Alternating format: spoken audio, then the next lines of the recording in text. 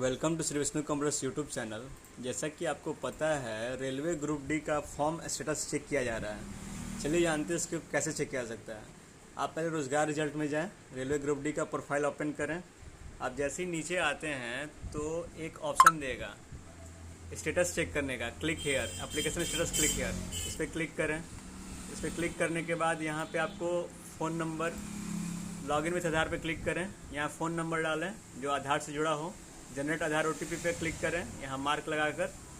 उसके बाद profile login हो जाएगा। प्रोफाइल लॉगिन होने के बाद आप देख सकते हैं कि फॉर्म डिटेल्स दिखा देगा। जैसे देखिए, लेवल 1 ऑफ 7 CPC पे मैट्रिक्स प्रोविजनली एक्सेप्टेड दे रहा है। ये आपका एक्सेप्टेड होना चाहिए, तभी आपका एडमिट कार्ड होगा। अगर किसी कारण से रिजेक्ट कर दिया गया होगा तो यहाँ पर रिजेक्ट दिखा रहा होगा। आप सभी चेक कर लें और इसी तरह से जानकारी को पाने के लिए Shri Vishnu computers YouTube channel को फॉलो करें, लाइक करें, शेयर करें, सब्सक्राइब करें। Thank you.